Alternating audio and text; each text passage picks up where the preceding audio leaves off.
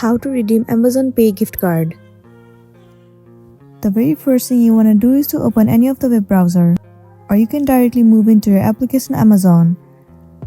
Once you are in here, click on sign in at the top. Enter your login credentials and then sign into your account. Once you have been signed in, it will land you on this interface. Now what you want to do is click on your account at the top right corner. It will redirect you to this page.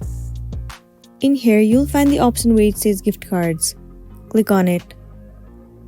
And then simply click on redeem a gift card. In this section, all you want to do is enter the code or the number of your gift card. Once you have entered, click on apply to. Then your gift card will be redeemed successfully. Now whenever you are trying to purchase something from Amazon, you can select your gift card as the payment method and then use the balance of your gift card to pay the amount, and you'll be good to go. So that's it, and this is simply how you can redeem Amazon Pay gift card. I really hope this video is going to be helpful for you. If it does, please make sure to like and subscribe to our channel. And thank you for watching it till the end.